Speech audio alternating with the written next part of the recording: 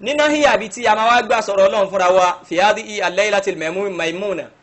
lálẹ́ yìí bí tí a máa gbà sọ̀rọ̀ fúnra wa ó ní wípé a fẹ́ sọ̀rọ̀ nípa tí ó ń jẹ́ àpọ́nlé nínú Islam. Ǹjẹ́ àpọ́nlé tí ẹ wà nínú Islam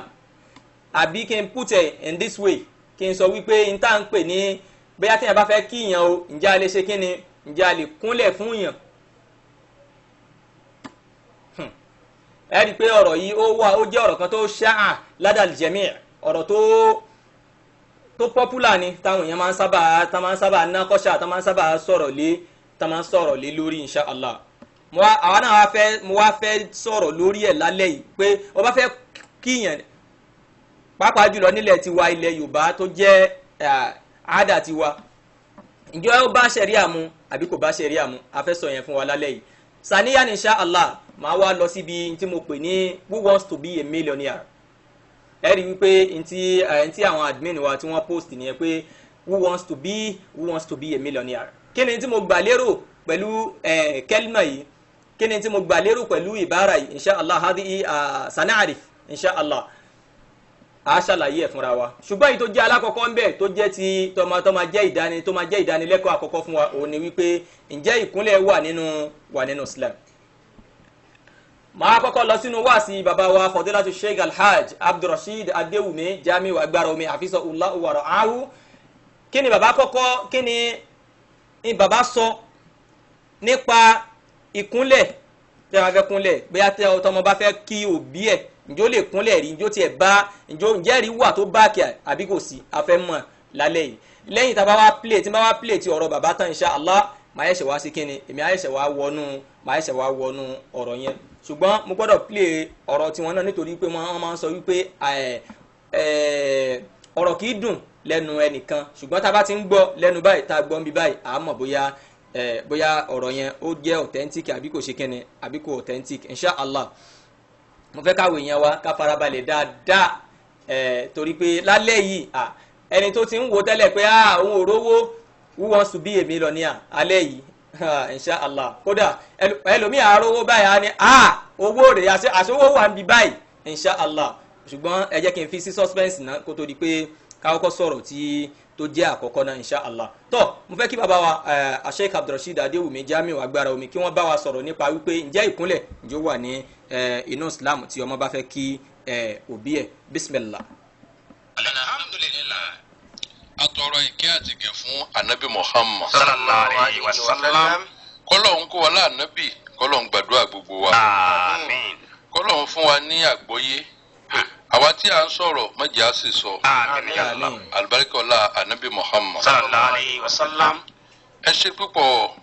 atọ́kùn. Ṣé rí ká kúnlẹ̀ fún ẹni tó ju ni lọ tàbí òbí ẹni. Mo fẹ́ ká farabalẹ̀ o. Àṣẹ Ọlọ́run ni. Allahu akbar. Wọ́n sì kúnlẹ̀ fún Ànábì Muhammad sallallahu alaihi wasallam. Ọlọ́run sì pa àwọn màlẹ́kà láṣẹ pé kí wọ́n tẹríba fún Ànábì wa Ádámù alayhi salatu wassalam. Ìjẹ́rìí sí ọ̀rọ̀ yìí pọ̀ nínú Al-Qur'an bó tilẹ̀ já sí pé wọ́n ń yí ṣùgbọ́n òdodo ò ṣe é yí. Allahu akbar. Òdodo ò sì ṣe é dọwọ́ pò àwa ó gbìyànjú àti sì máa sọ òdodo. Masha Allah. Tá bá wo Suratul Baqara. Naam. Torí ẹ̀ mo ṣe máa ń sọ pé ẹ jẹ́ kí Kùránì wa kó máa wà lọ́wọ́ wa gbogbo àwọn tá a bá ń gbọ́ ètò yìí ẹ jẹ́ kó máa wà lọ́wọ́ wa. Ṣé rí pé àyà Kùránì ni bàbá fẹ́ mú wáyé tó bismillah. Àyà 34 Ọlọ́run sọ báyìí sí aṣọ bàbá sí màlá Ọlọ́run ní wa idh qulna lil malaikati isjudu li Ádámù. Wa idh qulna lil malaikati isjudu li Ádámà. Ìgbà tó Olúwa sọ fún màlẹ́kà pé kí wọ́n forí balẹ̀ fún Ádámù fasajjadu illa iblisa aba wastakbara. Fasajjadu gbogbo àwọn màlẹ́kà forí balẹ̀ illa ibilisa àfi èṣù òun ló kọ̀ wastakbara ó sì gírí máa ń káyì. wa kana minal kafirin. Yíyún ló fi di kèfèrí tá a bá ṣàkíyèsí ẹ rí i pé mo ṣe késẹ̀tì kan bí ọdún 4 sẹ́yìn tá a pè ní ta ni káfìrí. bẹ́ẹ̀ni bàbá. a ṣe part 1 a ṣe part 2. bẹ́ẹ̀ni. kódà tẹ bá lọ wọnú YouTube ẹ máa rí mbẹ. so àwọn ọ̀rọ̀ yìí náà là ń sọ ṣùgbọ́n ọ̀rọ̀ Ọlọ́run a máa rìpíìtì ẹ̀ náà ni. aṣọ tó ń sọ ni bàbá. títí táwọn tá a fẹ́ kó gbọ́ tí wọ́n fi gbọ́ àwọn tá a fẹ́ kó gbà tí wọ́n fi gbà tí wọ́n bá tiẹ̀ wá gbọ́ tí wọ́n bá sọ pé àwọn ṣe mistake wọn à ní sọ ń pa ẹ̀ mọ́ torí kì í sọ̀rọ̀ tá a gbọ́dọ̀ máa pariwo kiri pé ẹ má tẹ̀ kíyàn ẹ má kólẹ̀ kíyàn ẹ má kò í ṣe tó ṣe máa gbọ́ kò dáa rárá a lè tẹ̀ kíyàn a lè kúnlẹ̀ kíyàn Ọlọ́run pa màlẹ́kà láṣẹ pé kí wọ́n tẹ̀ kí wọ́n forí balẹ̀ fún Ádámọ̀ tí Ọlọ́run sọ pé lillahi ma fi samawati wa ma fil ardi. lillahi ma fi samawati wa ma fil ardi. Ọlọ́run ní gbogbo tí ń bẹ sánmà àti ilẹ̀ òun ló ń ní. Masha Allah. wa in tubudu ma fi anfusikum. tẹ́ ẹ bá fi tí ń bẹ lẹ́mìí yín tẹ́ ẹ bá fi hàn gbangba. aw tukufuhu yuhasibukum bihi Allahu. abẹ́ fipamọ́ Ọlọ́run ọba ó ṣèṣirò gbogbo ẹ̀. Allahu Akbar. nígbà táyẹ̀ wá sọ̀kalẹ̀ istada zalika ala ashabi rasulillahi sallallahu alayhi wa sallam. ó lé lára àwọn ìjọ ànábì ẹ̀yìn àwọn sàábé pípọ̀ nínú wa ń tá à ń rò lọ́kàn kò dáa so ń tá à ń rò síra wa ẹlòmíì gan tí ń rò sànábì gan ò dáa. sallallahu alayhi wa sallam. àwọn ò sì mọ̀ pé Ọlọ́run ó ṣèṣirò gbogbo ẹ̀ ṣùgbọ́n bàtà yẹ wá sọ̀kalẹ̀ gbogbo wọn bá bẹ̀rẹ̀ sí dààmú pé àsọlọ́wọ́n bá ń rí àwọn àsọlọ́wọ́n máa ti ń bẹ nínú èrò ọkàn wọn. Masha Allah. fahatahu Rasulullahi sallallahu alayhi wa sallam. yíyún ló wá mú wọn lọ bá ànábì gbogbo wọn kóra wọn jọ wọn lọ bá ànábì wa Muhammad sallallahu alayhi wa sallam. summa baraku ala rukaba. wọ́n wá kúnlẹ̀ wọ́n fi kún wọn kúnlẹ̀ fún ànábì wa Muhammad. ẹ máa fi ọkàn dé bí bàbá wa ṣe ń ka hadith yìí lọ o tafaddal ya sheikh. ṣe rí rúkàbà yẹn rúkìbàtù yàní àrúkìbàtù ọlá pé ó yẹ kí ọ̀hún wà ń bẹ̀ rúkàbà ẹ wá fún báwò yẹn ní fatia so wọ́n fi eékún wọn kúnlẹ̀ fún anabiwa Muhammad sallallahu alayhi wa sallam wọ́n fi erunkun wọ́n fi kúnlẹ̀ fún anabi Muhammad sallallahu alayhi wa sallam. nígbà tí wọ́n fẹ́ béèrè ṣe rí ọ̀pọ̀lọpọ̀ àwọn ilé kéwú tí wọ́n ní ẹ̀kọ́ yẹn àwọn náà ni wọ́n ní àlùbáríkà ìmọ̀ so gbogbo ọmọ tó bá ń kúnlẹ̀ ìwọ ọmọ má jọyìn ìjọkíjọ má jọyìn ẹgbẹ́kẹ́gbẹ́ kíkúnlẹ̀ fún ẹni tó ju ni lọ ẹ̀tọ́ ni nínú Islam kódà èèyàn lè tipasẹ̀ àìkúnlẹ̀ fẹ́ni tó ju ni lọ èèyàn lè rí ìbínú Ọlọ́run. Allahu Akbar. so àwọn ọba tá a bá déwájú wọn ká bẹ̀rẹ̀ fún wọn ká kúnlẹ̀ fún wọn kò sí èèwọ̀ ń bẹ̀. ní tàpọ́nlé. bẹ́ẹ̀ ni tàpọ́nlé. bọ́ba yà ní dọ́dọ̀ ọba má dọ́dọ̀ ọba fọbaálẹ̀ kọ́ wa dọ́dọ̀ ọba kọ́ ní kíní súnà ànábì ò kọ́ wa pé sallallahu alayhi wa sallam. ká máa dúró. wọ́n ní nínú àwọn ìwáyà tí mo rí kà mo sọ nínú Tani Káfìrí tí mo ṣe pé àwọn sàábẹ́ ànábì sallallahu alayhi wa sallam wọ́n ní tí wọ́n bá jókòó wájú ànábì sallallahu báná máa láàrú sí àtọ́ ẹ̀ bí ìgbà tẹ́yẹ wà lórí wọn wọ́n á tẹríba pátápátá so àwọn tí wọ́n lọ béèrè ìtumọ̀ àyà tó sọ̀kalẹ̀ yìí nígbà tí wọ́n lọ bá ànábì sallallahu alayhi wa sallam zumma baraku ala rukaba wọ́n kúnlẹ̀ lékún so ìwọ tó bá fẹ́ yí so ọ wá sọ pé wọ́n kúnlẹ̀ lórí nǹkan tán gùn kọ́hún ọ sì gbọ́dọ̀ sọ pé wọ́n bọ́ọ̀lẹ̀ Masha Allah kò mú àràfi bíbọ́ọ̀lẹ̀ kò mú wá so baraku ìyẹn pé jámù ni wọ́n kúnlẹ̀ ala rukaba lórí erunkún so wọ́n fi eékún wọn wọ́n fi kúnlẹ̀ fún anabi Muhammad sallallahu alayhi wa sallam. anabi ò sì sọ pé kí wọ́n dìde so ẹ lọ wọnú Muslim 208 ẹ máa kà lọ títí tó tó fi dé 236 ọ̀rọ̀ pọ̀ ńbẹ̀. Ẹ lọ wo kitabul iman nínú Sahihu Muslim. So kitabul iman nínú Sahihu Muslim. Lẹ́yìn wá gbà náà ẹ tún lọ wo Riyadu Solihin ojú ewé 56 níbi báàbù jubil inkiyadi li hukmi Allah ta'ala nípa pé ojú ọ̀nà tí a ṣe lẹ́tọ̀ọ́lá fún ìgbàfà fún ìdájọ́ Ọlọ́run. So ẹ rí àwọn àdélà yìí níbẹ̀ nípa pé ó dọwọ́ wa súnà ànábì ò kọ́ wa ní ìgbéraga o. So pípọ̀ náà àmọ́ ìyá wa tán bá ti gba súnà báyìí bọ́n ṣe bú àgbàlagbà ìyẹn ló máa jẹ wọ́n lógún. Wọ́n á ní àwọn ń ṣe tọlọ́hun wọ́n mọ kàfàrà àwọn èèyàn yẹn ni pé wọ́n mọ pa àwọn èèyàn ní kèfèrí tó sì já sí pé àìtẹríba fún àgbàlagbà yẹn gangan ìkèfèrí kan ni kúfúrù ni.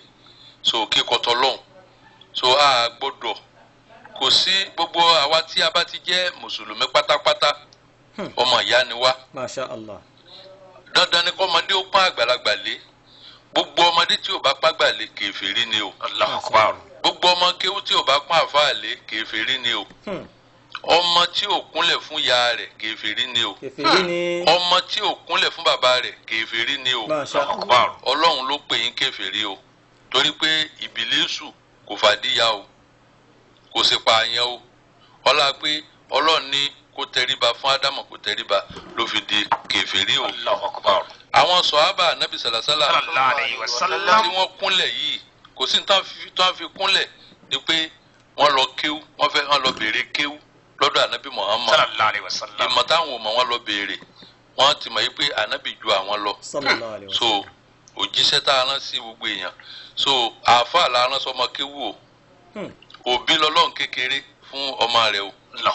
àáfàá lọ́lọ́run kékeré fún ọmọ kéwú rẹ̀ o ó sì gbọ́dọ̀ tẹríba. So pé má tẹríba yẹn mọ́kúnlẹ̀ yẹn kò sí nínú ìṣesí Islam o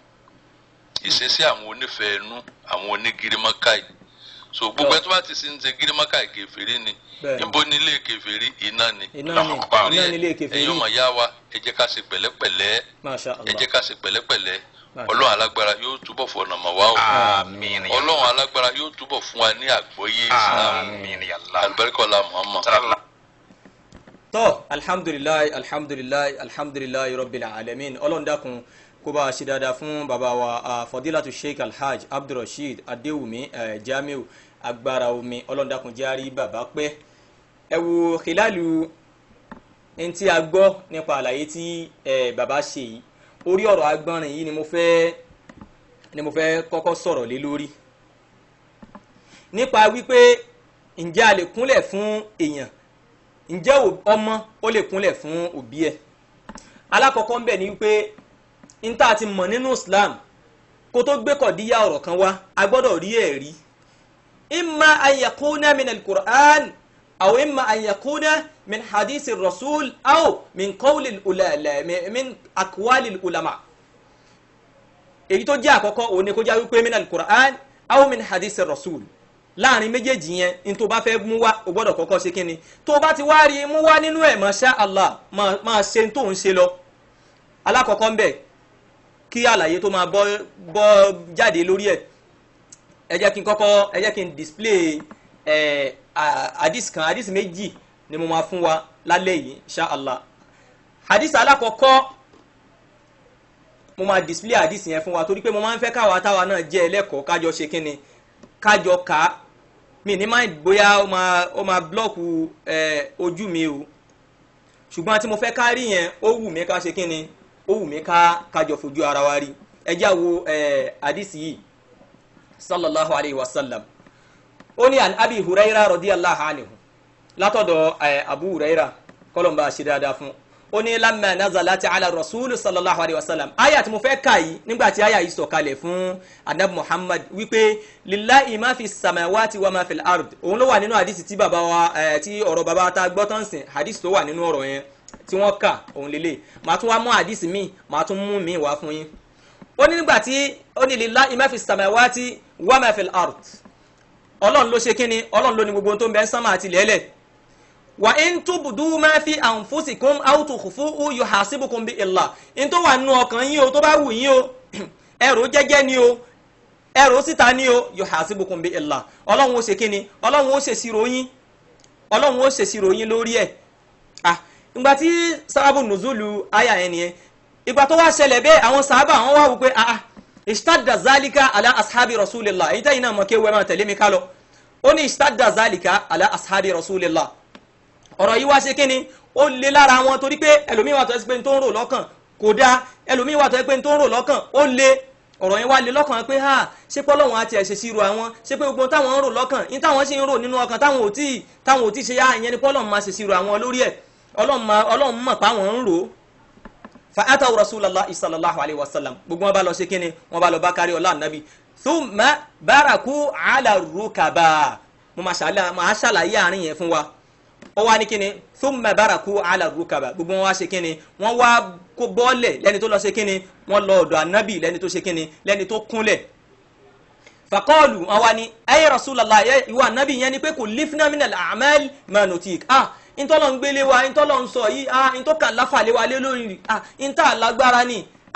àwọn tẹ́ pé àmọ́ ìta ń rò lọ́kàn tó yẹ pé ìtọ́ lé ní tọ́lọ̀ ń dẹ̀ wá sọ pé òun á ṣe kíni òun dẹ̀ máa ṣe kíni tọ́lọ̀ ń lóun máa ṣe ṣírò wa lórí ẹ̀ ìyẹn wá ó wá ṣe kíni ọ̀rọ̀ yẹn dẹ́rù bà wọ́n púpọ̀ ibi tí mo wá ń lọ ńbẹ̀ ibi tí mo nílò jù ńbẹ̀ ni pé thumma baraku ala rukaba wọ́n wá ṣe kíni wọ́n lọ ṣe kíni wọ́n lọ kúnlẹ̀ sí wájú ànábì ayyuhal ikhwa tó bá já sí wípé ìkúnlẹ̀ fún èèyàn tí ò bá sí nínú Islam mubashara tí wọ́n ti kúnlẹ̀ yẹn lànàbí ó ti ṣe ní ó ti nà ha wọn wípé n tẹ́ ẹ ṣe yìí o kò ṣe kí ni o kò rí bẹ́ẹ̀ àdìsí tí mò ń kà yìí àdìsí tá a gbà wá látọ̀dọ̀ Abu Hurairah ni nínú àwọn tá a máa gba àdìsí wọn wọlé ni ó ní gbogbo àjọ ń rí yìí summa baraku ala rukaba wọ́n ṣe kí ni gbogbo wọn pátá ni wọ́n ṣe kí ni baraku ala rukaba wọ́n lọ ṣe kí ni wọ́n lọ kúnlẹ̀ fún ànábì ni ẹ jẹ́ kí n wá tú ẹ jẹ́ kí n ṣàlàyé àárín baraku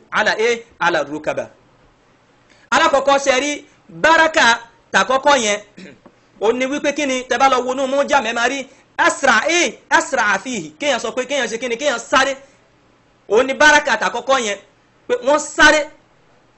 asra àfihì mujtahidan tẹ́ bá lọ wọnú mú jà ẹ̀bà bẹ́ẹ̀ látara sẹ̀ríẹ̀ kéèyàn sáré gbogbo wọn ṣe kíni bárakú wáwò tó wà ń wájú ẹ̀yẹn ni pé wọ́n pọ̀ tí wọ́n ṣe kíni tí wọ́n sáré lọ bá nàbì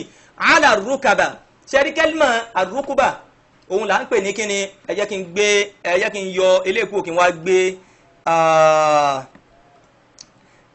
ẹ jẹ́ kí n gbé tààrífù yẹn sí kẹ́ ẹ lè rí nǹkan tí kẹ́ ẹ lè understand nǹkan tí mo ń sọ torí ẹ̀ ni mo fi sọ pé ètò wa ètò ẹ̀kọ́ ni now ẹ wo eléyìí tí mo display yìí ẹ wo alákọ̀ọ́kọ́ yẹn ẹ rí kẹ́límà rúkúbátù rúkúbà òun ni kíni òun ni kókó ibi ojúgun yìí ibi ojúgun téèyàn máa fi ń kúnlẹ̀ òun ni kíni rúkúbà ẹyọkan nìyẹn tó bá fẹ́ mú jámù ẹ̀ wá jámù méjì lèmi mọ̀ fún alákọ̀ọ́kọ́ o lè sọ pé rukubat tó bá fẹ́ mú jámù rukuba tó jẹ́ ojúgun yẹn o lè mú wá ní rukubat àbí kò sọ wípé kíni àbí kò sọ pé rukab àbí kò sọ pé rukab tẹ́ bá lọ wo ẹ wo bí tán kọ number 1 sí yẹn ó sọ fún wa wípé ìtumọ̀ rukab ni pé sakọ̀tọ̀ min fawqil farsi sakọ̀tọ̀ min fawqil faras ala rukubatihi ó ṣe kí ni o ó jábọ́ látorí ẹṣin ó bọ́lẹ̀ látorí ẹṣin ala rukubatihi pẹ̀lú ojúgun ẹ̀ méjèèjì ìyẹn ibi tá a máa ń ṣe kí ni ibi tá a máa ń gbà kúnlẹ̀ nìyẹn. ó tún wá ní ìtumọ̀ ẹ̀ ni pé al-mawsil ma bayna al-fakhzi was-saq ibi tá à ń pè ní rukuba òun níbi tó wà láàrin itan àti kí ni o ibi tó wà láàrin itan àtojúgun ìtumọ̀ tá à ń pè ní ibi tá à ń pè ní rukuba nìyẹn òun ló fi ó wá mú example ẹ̀ wá ń bíbá yìí pé ní èyí tó tẹ̀lé yẹn ó ní yahabu tifulu ala yadayhi wa rukubatihi ìyẹn ni pé ọmọ kékeré ń wọ́ ibo lọmọ kékeré máa fi ń rìn tó bá ti dáwọ́ méjì délẹ̀ ibi ojúgun tá a fi ń kúnlẹ̀ yẹn ibẹ̀ yẹn gangan ni kẹ́ lè mọ̀ wípé mo mú eléyìí wá fún wa kẹ́ lè mọ̀ wípé ìtumọ̀ rukuba òun ni pé wọ́n lè fẹ́ máa twist àárín yẹn wípé kò sí tó wọ́n lè fẹ́ máa twist àárín yẹn pé kò sí tó jọ bẹ́ẹ̀ òun ló jẹ́ kí n mú wá so ìgbà tó wá sọ pé ala rukaba nítorí pé yẹn jẹ́ mamnu'un mina sarfi rukaba yẹn jẹ́ mamnu'un mina sarfi kò lè yí bí ẹ̀ndì yẹn ṣe òun ló jẹ́ kó sọ pé ala rukaba tí o fi sọ pé kíni tí o fi sọ pé rukabi kó wá fún ní kẹsìrọ̀ alákọ̀ọ́kọ́ bí àdìsí alákọ̀ọ́kọ́ ṣe rí nìyẹn látara bẹ́ẹ̀ ẹ wà àdìsí yìí o àwọn èèyàn wá ṣe kíni bárakú ala rukaba wọ́n ṣe kíni wọ́n bọ́lẹ̀ lórí ẹṣin àbí wọ́n sáré sí ànábì wọ́n sáré ṣe kíni wọ́n sáré kúnlẹ̀ sí olójẹ́ kí n máa fi àwọn àpèjúwe yìí ni mo fi hàn àwọn èèyàn wa àmọ́ kí afáwa Murtado agbẹ́sìnga jazakumullahu khairan ẹ wá máa wo lẹ́yìn eléyìí tí mo mú wáyà àdìsí kan wà insha Allah albabu maftuh likulli man yuridu at-ta'kiba aw at-ta'liqa aw naqda èyí tó bá wù ẹnu méjèèjì liman yuridu at-ta'kiba tó bá fẹ́ ṣe ta'kib masha Allah tó bá fẹ́ sọ pé tí mò ń sọ yìí kò rí bẹ́ẹ̀ tí n bá ṣí fóònù lẹ̀ ẹ pè wọlé ìyẹn number 1 àwọn alladhi yuridu an-naqda tó bá dẹ̀ pé naqdu ló bá fẹ́ ṣe pé irọ́ ni kò rí bẹ́ẹ̀ pè wọlé àwọn alladhi yuridu al-munaqashata máa tó bá fẹ́ ṣe naqdu pé munaqasha pé àní tó sọ yẹn kò rí bẹ́ẹ̀ bismillah ẹ pè wọlé ṣùgbọ́n bí shartin pẹ̀lú májẹ̀mú kan ni an yakuna bi uslubin muhtaramin tó bá yẹ kó bá fẹ́ naqasha pé níta bá yẹn sọ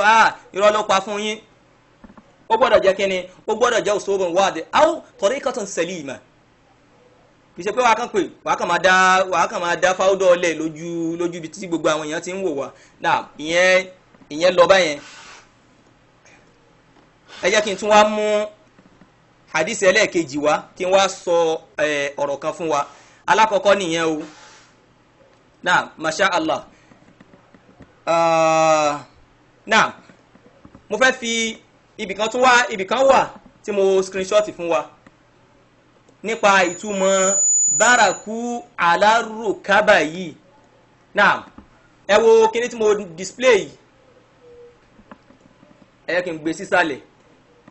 ètò ilé òun ṣe pé ètò wá búyàn kọ́ o àjọ ń kọ́ ẹ̀kọ́ ń bí ni náà ẹ wo ọ̀rọ̀ yìí ẹ wo ibi tí wọ́n tán indicate yellow tán ọ̀rá kùn ní yellow yẹn ẹ rí i pé ọ̀rọ̀ tí mò ń kà nínú àdìsí yẹn ó ní pé thumma baraku ala rukab òun lè rí yẹn o tá a bá fẹ́ sọ pé tá a bá fẹ́ tú ìtumọ̀ ẹbẹ̀ yẹn níbò míì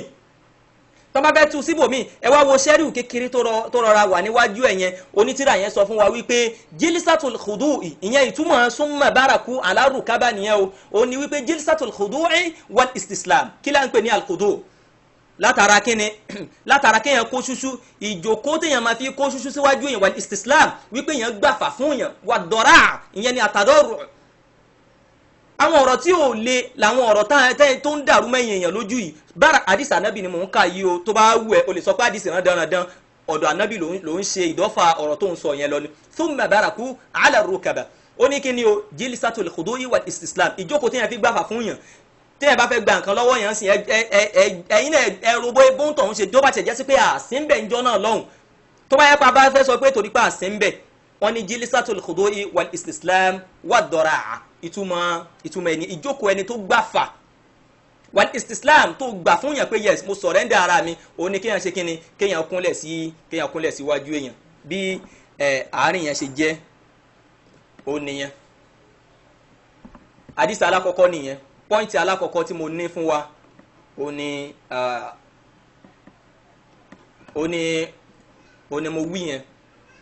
òun ni pé bárakú ala rukaba wọ́n ṣe kíni wọ́n lọ kúnlẹ̀ síwájú ànábì náà àdìsí ẹlẹ́ẹ̀kejì ẹ jẹ́ kí n fi hàn wá gbogbo ẹni wọ́n máa display lójú screen tẹ́yìn yẹn náà máa rí ẹ jẹ́ kí n gbé àdìsí ẹlẹ́ẹ̀kejì wá náà àdìsí alákọ̀ọ́kọ́ tí mo kà yìí tá bá lọ wọnú Riyadus Salihin ẹ jẹ́ kí n kọ́kọ́ fi tírà yẹn hàn wá náà tẹ́ bá wọnú àdìsí eléyìí tí mo kà tán fún wa ó ní inú Riyadus Salihin ló wà tẹ́ bá lọ wo page 56 nínú Riyadus Salihin ẹ máa bá bí mo ṣe kà yìí bẹ́ẹ̀ ní ọkọ̀ under báàbù wujubil inqiyad li hukmillahi ta'ala báàbù wujubi al-inqiyad li hukmillahi ta'ala inú Riyadus Salihin tíra tí mo display fún wa yìí inú ẹ̀ ló ṣe kíni inú ẹ̀ ló wà ẹ máa bá ń bẹ̀ ní àyà ní page 56 náà ìyẹn jẹ́ báyẹn àyà àdìsí ẹlẹ́ẹ̀kejì tí mo fẹ́ fi jọ́ọ̀jì ọ̀rọ̀ tí mò ń sọ lé lórí torí pé ọ̀rọ̀ wa pẹ̀lú hujja wal barahin pẹ̀lú àlàyé ni ẹ jẹ́ ká máa wo àdìsí eléyìí àwa tá bá mọ kéwùkà ẹ jẹ́ ká máa bá bọ̀ ó ní Abi Huraira ló gba ilé náà wá ó ní ana Rasulullah sallallahu alayhi wa sallam anabi Muhammad sallallahu alayhi wa sallam anabi ní saluni ẹ béèrè lọ́wọ́ mi fahabu àwọn èèyàn wá ṣe kíni wọ́n ń bẹ̀rù láti ṣe kíni wọ́n ń bẹ̀rù láti béèrè lọ́wọ́ anabi níjọ́ tá anabi sọ pé saluni ẹ béèrè lọ́wọ́ mi fahabu gbogbo wọn wá ń bẹ̀rù anyes aluhu gbogbo wọn ń bẹ̀rù láti ṣe kíni wọ́n ń bẹ̀rù láti béèrè lọ́wọ́ anabi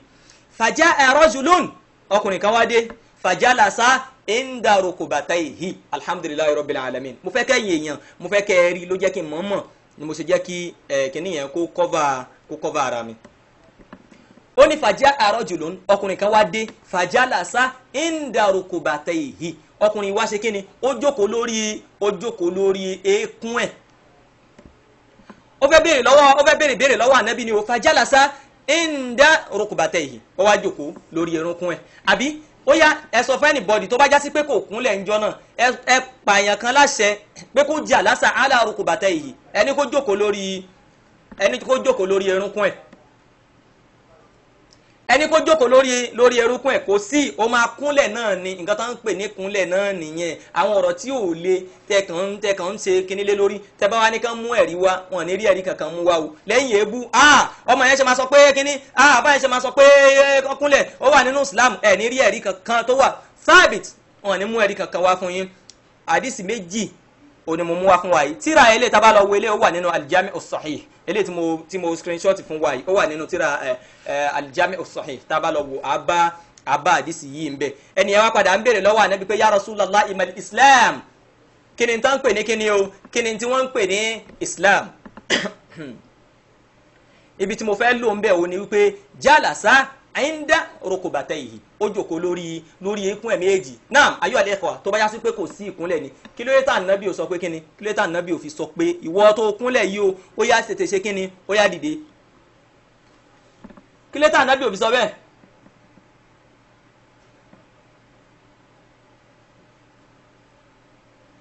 kí ló dé tá Ànábì ò fi sọ kí ló dé tá Ànábì ò fi ní kọkùnrin yìí ó dìde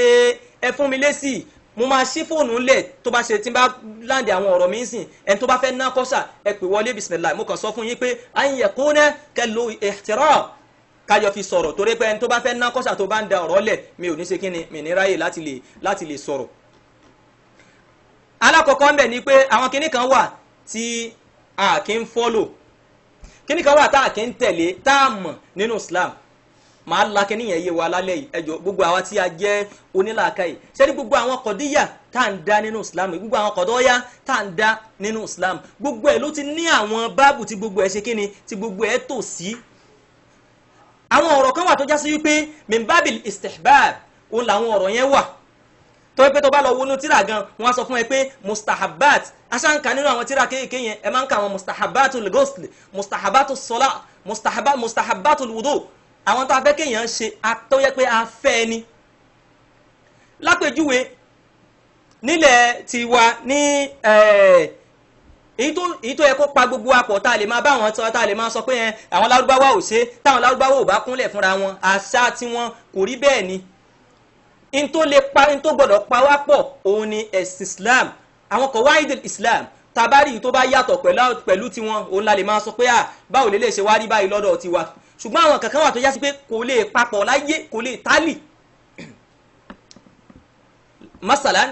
àwọn oúnjẹ tá à ń jẹ oúnjẹ wa ò lè papọ̀ mọ́ oúnjẹ lárúbáwá ìzẹ́ kẹ́ìfà báwo ló ṣe fẹ́ papọ̀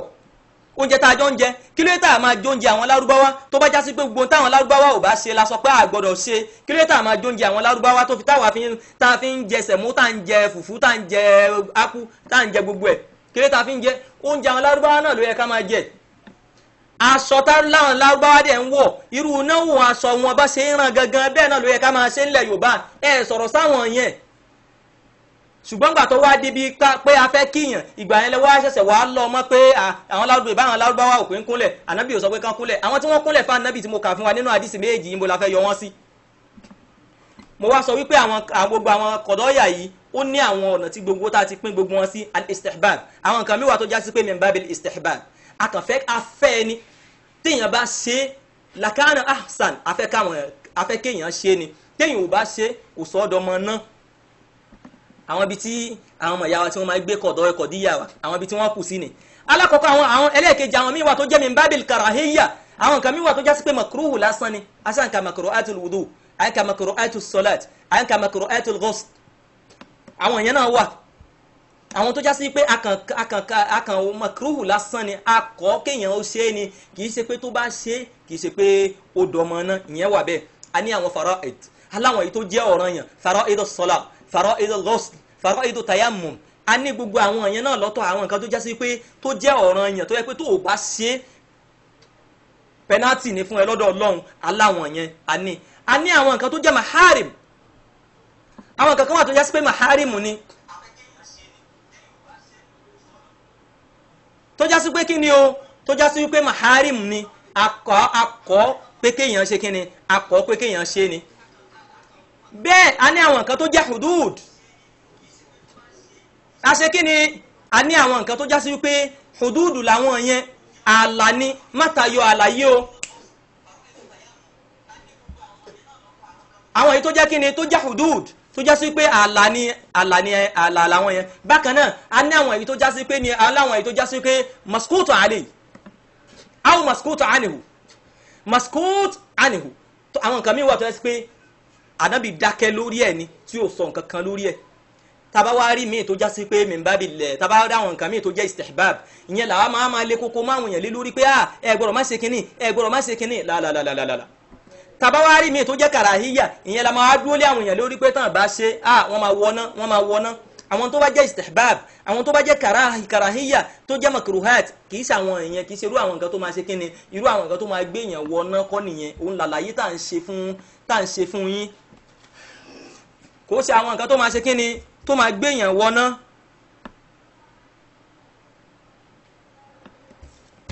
tọ́ ìyẹn jẹ́ àlàyé tí a ní láti ṣe torí pé gbogbo ẹni tó bá sọ pé